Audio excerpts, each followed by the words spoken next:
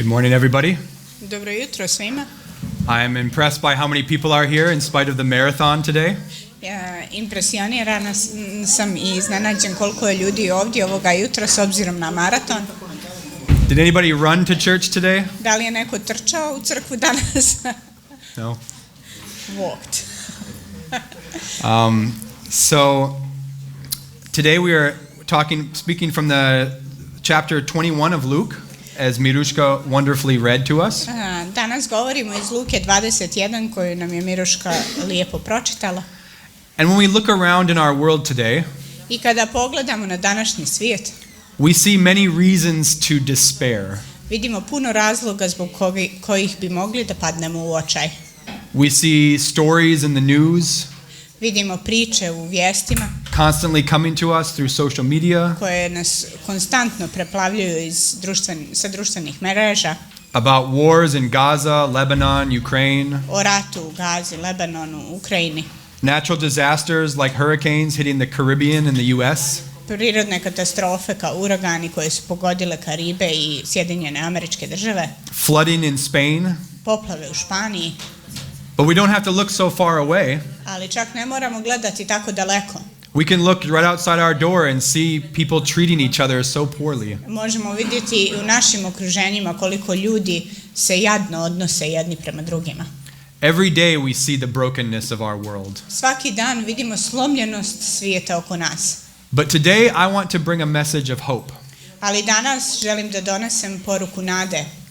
And I hope as we study this text together, I nadam se dok proučavamo ove stihove zajedno, that Jesus' words will encourage us da će nas Isusove riječi ohrabriti to lift our eyes up and our hearts up towards heaven. Da podignemo naše oči i naše srce ka nebu.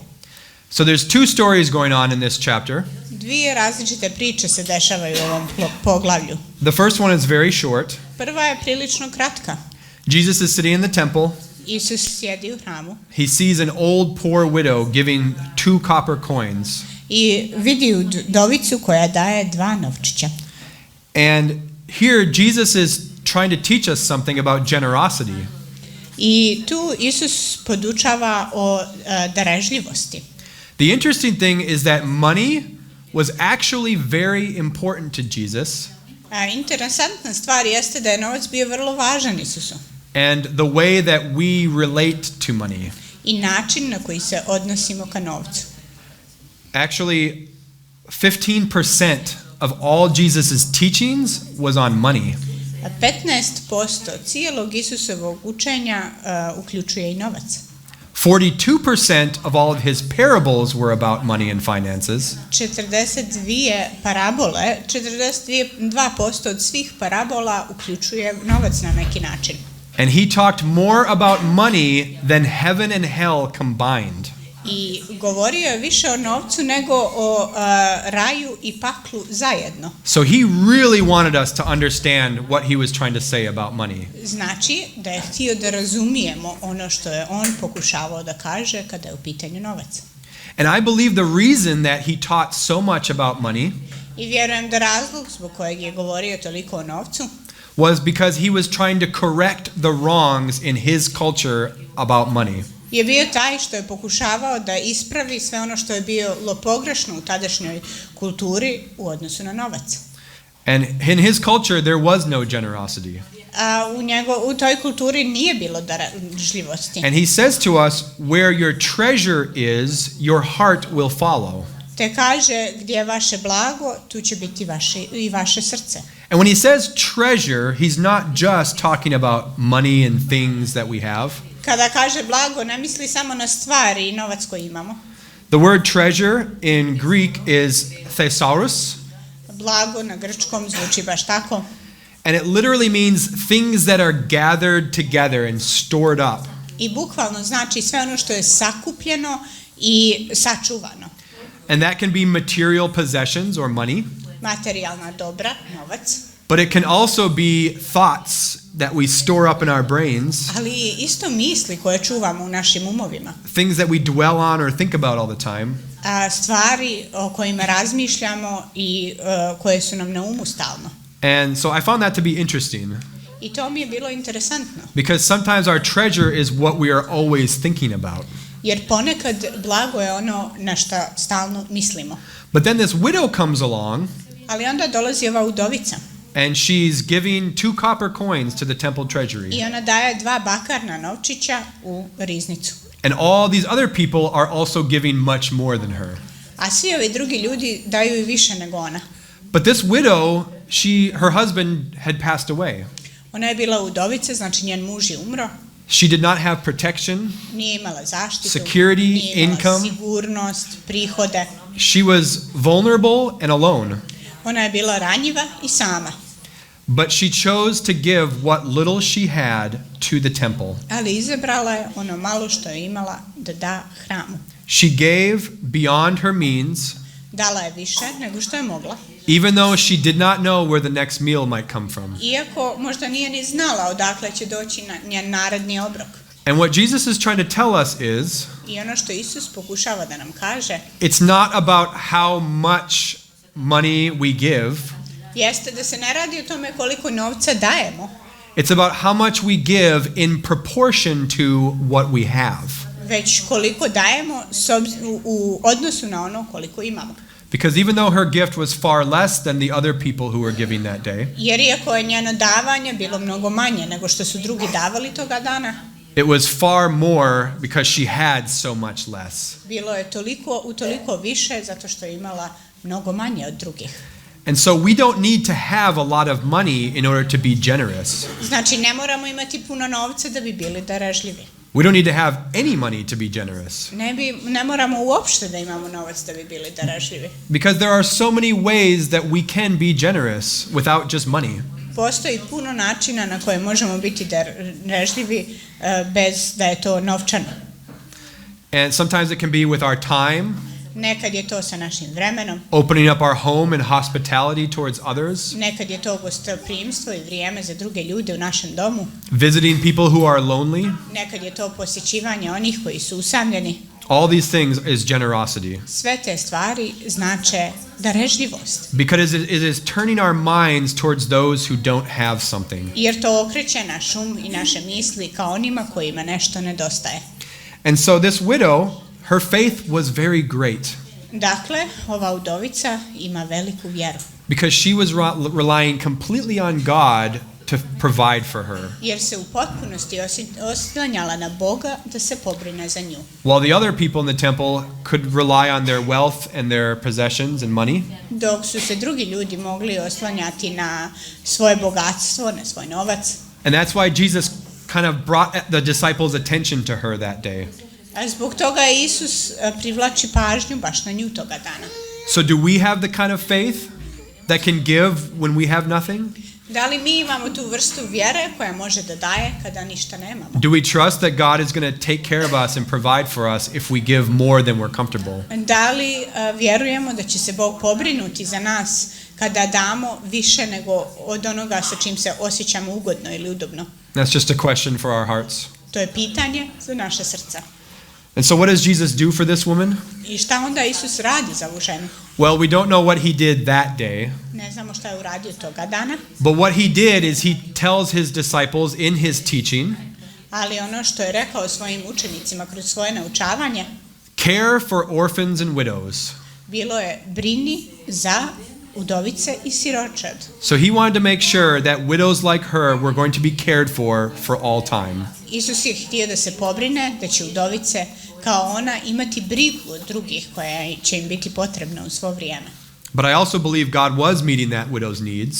Ali vjerujem da se Bog i brinuo za potrebe te udovice. Because I think she was giving because she knew God would take care of her. Jer mislim da je davala zato što je znala da će se Bog pobrinuti za nju. All right, so then we transition into the longer story of this chapter. Onda prelazimo na jednu malo dužu priču u ovom poglavlju. And it's always difficult to teach and talk and read about the end times. I uvijek je teško čitati, propovijedati, govoriti o posljednjim vremenima. Because there are lots of different opinions from scholars about what this means or what's going to happen. Razni teolozi imali su puno različitih učenja o tome šta znači i kako će se šta odigrati. People have different theologies about what's going to happen at the end times. Samim tim ljudi se drže drugačijih i različitih teologija kako će izgledati posljednji dani. And so we kind of have to walk carefully as we go forward in this teaching.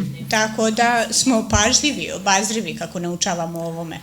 And there's debate about what Jesus is talking about here. I očigledno postoji jedna debata o onome što Isus ovdje naučava. So I don't want today to provide concrete answers about what will happen in the future. Tako da danas ne želim da vam dam finalne odgovore šta će se tačno desiti u budućnosti. Or when it will happen or how it will happen. Ili kada ili na koji način. But there is a lot of truth that we can learn from what Jesus is saying here. Već ima puno istine u onome što Isus govori ovdje. And so it starts out when the disciples are looking at the temple. Znači počinje kako učenici gledaju na hram. And they're marveling at it. Oh, look how beautiful it is. I oni se dive hramu, vidite kako je predivan. They're amazed. U nevjerici su od te tolike ljepote. And Jesus basically says to them, Isus im kaže, don't get too attached, it's not going to survive much longer. nemojte se previše vezati za hram, neće još puno trajati. And so the disciples ask him, well, when will this happen? I onda oni pitaju, a kada će hram biti srušen? And so Jesus responds like he usually does, I Isus odgovara na način na koji običajno odgovara, in a very strange and confusing way. znači malo čudan, malo konfuzan. He was speaking to them on two levels, Govorio im je na dva nivoa, like many of his parables are on two levels. kao što su i njegove parabole također na dva nivoa. There is the obvious application, Znači očigledna primjena, and then there is the deeper truth that he's trying to communicate through the principles of the story and parables. a onda i ta dublja istina koja se može naći u parabolama. And in many ways Jesus did this to see and test the listeners to see where their hearts were.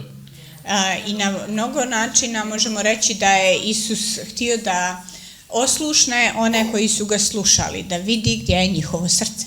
And so it is my belief that he is talking about two separate events here. Tako da vjerujem da je ovdje govorio o dva različita događaja. First, he's talking about in verses 20 to 24 the destruction of the temple in Jerusalem. Znači mislim da je u stihovima od 20 do 24 govorio o uništenju hrama u Jerusalimu. Which happened in the year 70 or about 40 years after this story. To se desilo oko 40 godina nakon ove priče, znači 70. godine nakon ove ere. And the other thing that he's talking about in verse 25 to 28 A onda druga stvar o kojoj govori od 25 do 28 are the end times. su posljednja vremena. What's going to happen at the end of the church age? Šta će se desiti na kraju života crkve? And I believe talking about something so far in the future was very, very difficult for his disciples to understand. Mislim da kada je Isus govorio o nečemu što će se desiti tako daleko u budućnosti, učenicima je bilo teško da razumiju. But Jesus knew the temple was about to be destroyed. Ali Isus je znao da će hram biti uništen. So he used that as a way to show the disciples what was going to happen. Pa je iskoristio to na način da poveže, to jest pokaže učenicima šta će se desiti. Because that was something that they cared about a lot more. Jer uništenje hrama je bilo nešto do čega im je bilo puno više stalo. And something that is much closer to happening. Zato što im je to bilo nešto što im je bilo puno opipljivije, to jest bliže. And so in verse 32 he says, Znači u 32. stihu kaže that this generation will not pass away until these things happen. Zaista vam kažem da ovaj naraštaj neće proći dok se sve ovo ne dogodi. And the Greek word that Luke uses here Grčka riječ koju Luka ovdje koristi for the word generation za riječ generacije, to jest naraštaj, is genea, jeste genea. which means two things. A ona znači dvije stvari. It means generation, like descendants of a family, Generacija u porodici, koljeno što bi mi rekli, but it also means a race of people. ali također znači i rasa ljudi. And so what Jesus is saying here Tako da ono što Isus ovdje kaže is that this generation that is currently living will not pass away before the destruction of the temple. Jeste da ovaj naraštaj, ova nacija, ljudi, generacija koja sada živi, neće umrijeti prije nego što hram bude srušen. But he is also saying that this race of mankind will not pass away until he comes back to the earth. Ali isto kaže da ta rasa ljudi neće biti uništena dok se on ne vrati. So what's going to happen? Šta će se onda desiti? Well, he starts telling us a lot of bad stuff. On nam govori dosta teških stvari. But the first thing he talks about, well, it's all mixed together, kind of intertwined. Dosta je to sve povezano, to jest preplateno jedno u drugo. But chronologically, the first thing he talks about is the destruction of the temple. Ali hronološki prva stvar o kojoj govori jeste urušenje hrama. And some scholars believe that this destruction of Jerusalem Neki učitelji vjeruju da to uništenje hrama is God's judgment on the Israelites for what is going on during those times. je Božja osuda za Izrael, za sve ono što se dešavalo u to vrijeme. Jesus constantly lived under the threat of his life. People were trying to kill him. Isus je konstantno živio sa činjenicom da mu se prijeti životom. Ljudi su stalno prijetili da će da ga ubiju. There was a lot of injustice in the world. Bilo je puno nepravednosti u svijetu. The Jewish leaders were leading people astray. Jevreji su odvlačili ljude u lošu nauku. But I see this also, the destruction of the temple, as more of a blessing to the Jews. Ali uništenje hrama ja lično vidim kao blagoslov za Jevreje. Because now that Jesus had come to the earth, Jer sada, kada je Isus došao na svijet, there was no longer a need for sacrifices. nije više bilo potrebe za žrtvama. They didn't need the temple anymore Nije im bio potreban hram više, because Jesus has come. zato što je Isus došao. So he was removing the temptation from the Israelites Znači, on je uklonio iskušenje od Izraela to continue in their old ways. da nastave na svoj stari način. Because now Jesus is the new way, Jer je sada Isus novi način, the way of salvation, način spasenja, forgiveness, oproštenja and redemption. i iskupljenja. And the second event he's talking about is the end of times. Drugi događaj o kome govori jesu posljednji kraj vremena. So here's a list of some of the things that he mentions. Evo lista par stvari koje on pominje. There will be false teachers, Biće lažni učitelji, wars and revolutions, ratovi, revolucije, natural disasters, prirodne katastrofe, famines and plagues. glad i bolesti. First of all, persecution will come. Prije svega doći će progonstvo. And finally, great signs from heaven will start to happen. I na kraju veliki znakovi sa neba. And then Jesus will return riding on the clouds. I onda će se Isus vratiti. And so I just want to make a few points from that list. I želio bih da naglasim par stvari sa te liste. The first one is about false teachers. Prva je o lažnim učiteljima.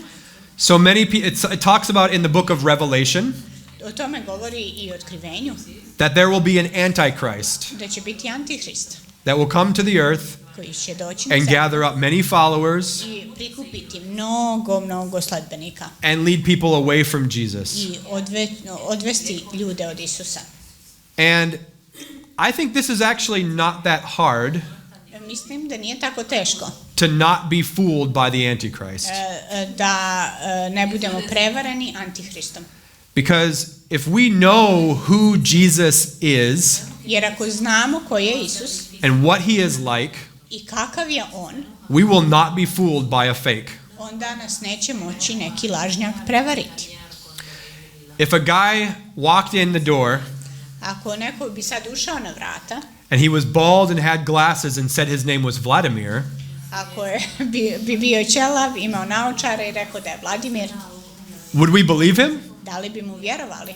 Maybe some people who had never met Vladimir before Možda neki koji prije nisu vidjeli Vladimira, would think that he's Vladimir. možda bi pomislili, a to je Vladimir, čuo sam tako da izgleda. Maybe he preaches really well. Možda dobro propovjeda He dresses the same as Vladimir. i oblači se kao Vladimir. But those of us who know Vladimir, Ali oni od nas koji poznaju Vladimira, we would instantly know that it wasn't him. znali bi da to nije on odmah. And so to identify the Antichrist, Tako da identifikujemo Antihrista. is really just about identifying Christ Radi se o tome da možemo da identifikujemo Isusa and staying close to him i da ostanemo blizu njemu. so that we will not be fooled by anybody else. Tako da nas niko drugi ne može prevariti. And he talks more about catastrophic events, I dalje nastavlja da govori o katastrofalnim događajima. the persecution of followers of Jesus throughout the world, Progonstvo Isusovih sledbenika širom svijeta. and all of these things happening I o svim tim stvarima koje se dešavaju are not the signs that it is the end of the world, zapravo nisu znakovi kraja svijeta, because all of those things have been happening ever since Jesus came. jer su se sve te stvari dešavale od kad je Isus došao. There have been Christians dying for their faith. A hrišćani su umirali radi svoje vjere. There have been wars and revolutions, Već su postojali ratovi, famines and plagues, gladi, guba. and all of these things have been happening for thousands of years. Sve te stvari već su bile prisutne hiljadama godina. And he says in verse 9, I u 9. stihu kaže, when you hear of these things, kada čujete za ove stvari, they must happen, ne plašite se jer se to mora da dogoditi, but the end will not come right away. ali ipak neće odmah doći kraj. And so many Christians are often looking in the news, Mnogi hrišćani često gledaju vijesti, looking for the signs of the end times. gledajući znakove krajnjih vremena. I remember when I was a teenager, Kada sam bio tinejdžer, late at night on TV there was a broadcast, kasno noću bio je jedan prenos and the broadcast was all about this pastor or preacher looking in the news i radilo se o tome o jednom pastoru, propovjedniku koji je gledao vijesti and would say, oh, this is this verse in Revelation, and this happening now is this part of Revelation, and so i onda on. povezivao iste sa stihovima iz Biblije, iz Otkrivenja uglavnom. And he was always saying that the end times are coming, it's happening now. And Uvijek je govorio, ovo su posljednja vremena, sada se to dešava. but I don't believe that's how Jesus wanted us to live. Ali ne mislim da je Isus želio tako da živimo. I believe that instead of looking at the news Mislim da umjesto da gledamo vijesti for the end of times, za krajnja vremena, we should be looking at the sky, treba da gledamo u nebo. because Jesus says what will signal the end of times Jer je Isus rekao ono što će dati znak da su posljednja vremena. in verse 25. U 25. stihu He says, there will be signs in the sun, moon, and stars. pojavit će se znaci na suncu, mjesecu i zvijezdama. We will know when the end is coming. Znaćemo kada će doći kraj. There will be no question about it. Jasno, neće se dovesti ništa u pitanje. He says, men will faint from terror, Narodi na zemlji bit će skrhani brigom, and the earth and sun and moon will be shaken. I trešće se i mjesec i sunce i zvijezde. We're talking like people running in the streets screaming kind of stuff. Znači, govorimo o nečemu vrlo drastičnom, kao kad ljudi trče ulicama i vrište. It'll be very obvious. Znači, bit će očigledno. It's not going to be some preacher on late night TV that is the only person who sees what's happening. Neće to biti neki propovjednik kasno uveče na TV-u koji će biti jedini koji vidi šta se dešava. We will know when the end is coming. Znaćemo kada će doći kraj. And so instead of focusing so much on the end, I umjesto da se fokusiramo na kraj toliko, I believe Jesus wants us to focus on how we live our lives now. vjerujem da Isus želi da se fokusiramo na to kako živimo život danas. He's trying to refocus our minds and our hearts On pokušava da ponovo vrati fokus na naš i na našu dušu. on the heavens. Da nam pažnja bude usmjerena ka nebo. Instead of worrying about the present, Umjesto da brinemo o sadašnjosti, look to the future. da gledamo ka budućnosti. And I mean the future kingdom that will be Christ on earth. I to u buduće carstvo Hrista na nebu i zemlji. Instead of worrying about our material lives, what we have or don't have, Umjesto da vodimo računa o našim materijalnim životima, šta je to što imamo, šta što nemamo. He's calling us to focus on our spiritual lives. Bog nas poziva da se fokusiramo na naš duhovni život. Because the temporary is passing away, Jer ono što je privremeno prolazi, but the eternal will never pass away. ali ono što je vječno nikada neće proći. This world is not all there is. Ovaj svijet nije jedina stvar koja postoji. And so when he talks about the destruction of the temple in Jerusalem, Tako kada govori o uništenju hrama u Jerusalimu, he's speaking about the dwelling place of God in the Hebrew's mind on earth. govori o mjestu gdje obitava ljudi na zemlji. And he shows the disciples that even that is temporary. I on pokazuje svojim učenicima da je čak i to trenutačno. To not hold on to or dwell on the temple.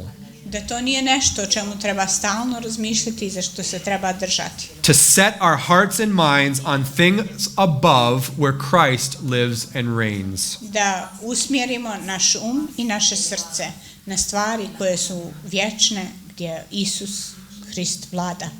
And there are three ways from this passage that we can do that. I postoje 3 načina iz ovoga poglavlja na koji možemo to da radimo. And the first one is a warning. Prvi je upozorenje. He warns us to be ready. Upozorava nas da budemo spremni. And let's see. In verse 34, U stihu 34 he warns us against indulging too much in the pleasures of this life. upozorava nas da se ne predamo zadovoljstvima ovoga svijeta, which seek to distract us from Christ. koje žele da nas odvuču od Hrista. Overindulgence, Znači uživanje u drunkenness, pijanstvu and the anxieties of life. i brigama života. Instead, as followers of Jesus, Kao sledbenici Isusa Hrista, we are called to live in moderation, pozvani smo da živimo skromno, to be sober, da budemo trezveni, and calm and peaceful presences, da budemo smireni i da imamo mir, trusting God for our lives. vjerujući Bogu za naš život. And we don't know when he's coming back, I ne znamo kad se vraća, but it shouldn't matter, ali ne bi trebalo ni da nam je toliko bitno, because we should live as if he's coming back today. jer treba da živimo kao da se vraća već danas. So he warns us to always be ready. Dakle, upozorava nas da uvijek budemo spremni. The second thing he says to us, Druga stvar koju nam govori, and this is my favorite, i ovo mi je omiljena, in verse 9 he says, do not be afraid. u stihu 9 kaže ne plašite se, And in verse 14, don't worry. a u 14. ne brinite. So we have a choice. Znači imamo izbor. When we look around and see all these bad things happening in the world, Kada gledamo sve ove stvari oko nas, loše stvari koje se dešavaju u svijetu, we can choose fear možemo da izaberemo strah or we can choose peace. ili možemo da izaberemo mir. We can choose to trust God with these things Možemo da izaberemo da vjerujemo Bogu za ove stvari, because he prepared us for them. zato što nas je On pripremio za iste. He told us these things were going to happen. Rekao nam je da će se ove stvari desiti. And from my personal experience, Iz mog ličnog iskustva, something bad that I'm expecting nešto loše što očekujem is much better than something bad that I wasn't expecting. je mnogo gore nego nešto loše što nisam očekivao. And so he's calling us to be peace in these crazy and wild times. Bog nas poziva da budemo mir u ovim ludim, nepredvidivim vremenima, Not to contribute to them. a ne da doprinosimo nemiru, And we often do contribute to them. a često to radimo. Through social media, sharing stories, things like this. Društvene mreže, dijeljenje vijesti i slično. Getting all fired up and all these saying crazy things. kad smo strastveni u vezi svih ludosti koje se dešavaju. But I believe Jesus wants us to be people of peace in this world. Ali vjerujem da Isus želi da budemo ljudi mira u ovome svijetu. To be a non-anxious presence Da ne budemo oni koji su anksiozni in an anxiety-filled world. u svijetu koji je ispunjen strahom. Anxiety is like crazy out of control nowadays. To jest anksioznošću što je vrlo prisutno u ovome svijetu danas. Especially among young people. Pogotovo među mladim ljudima. And so how can we be a non-anxious presence? Tako da možemo da se zapitamo kako mi možemo da budemo prisutnost mira, to jest onoga što nije anksiozno. What can we think about that will help us to choose peace? A šta je ono o čemu možemo da razmišljamo i što nam pomaže da izaberemo mir? Why should we not worry? Zašto ne bi trebali da brinemo? In verse 14 and 15, Jesus says, U stihu 14 i 15 Isus kaže: when you are taken before leaders after you're arrested and all these bad things are happening to you, kada budete uhapšeni i puno loših stvari vam se bude dešavalo, make up your mind not to worry beforehand how you will defend yourself, for I will give you words and wisdom that none of your adversaries will be able to resist or contradict. Ne pripremajte se unaprijed kako ćete se braniti, jer ja ću vam dati riječi i mudrost kojoj vaši protivnici neće moći da se suprotstave niti da protivreče. He is with us. On je sa nama. And he gives us what we need when we need it. On nam daje ono što nam treba onda kada nam treba. This whole passage Cijelo ovo poglavlje is about how the world is all passing away.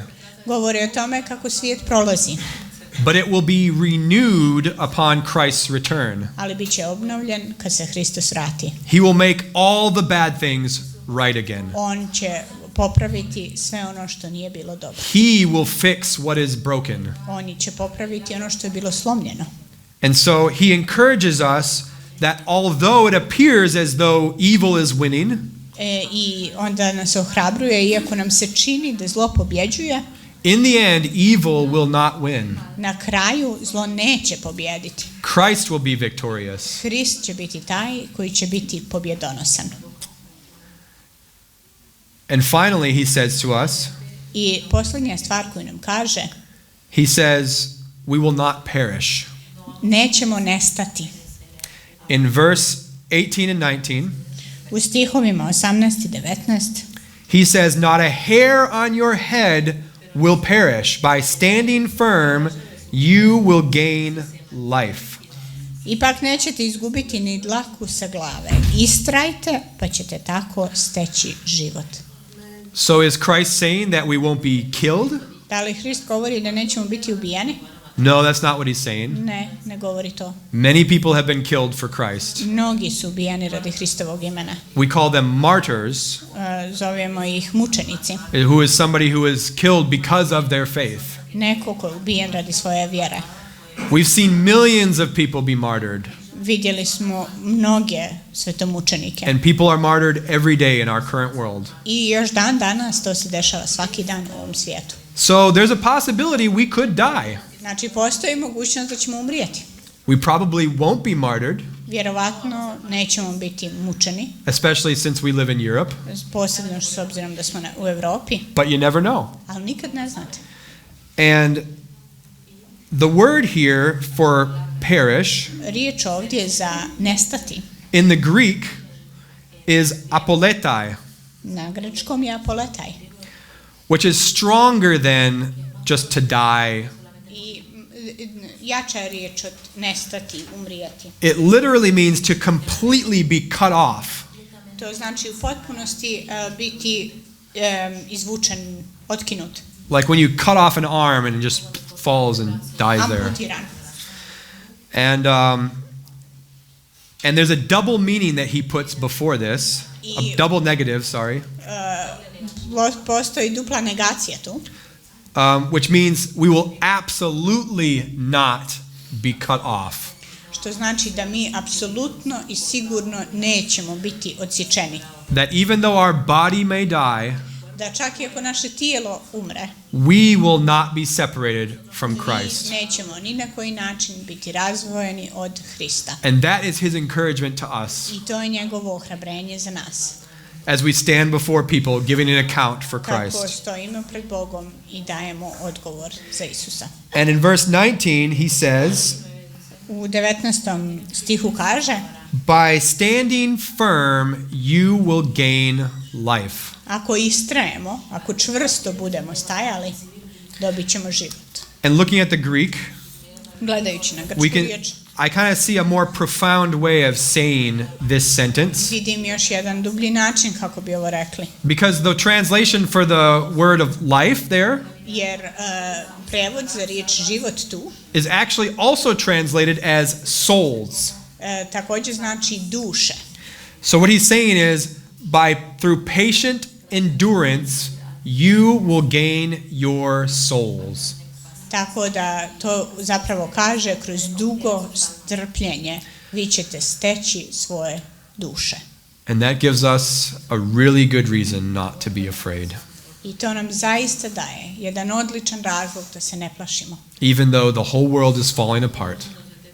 Čak i onda kada se cijeli svijet raspada. Christ is promising us our souls. Hrist nam obećava naše duše.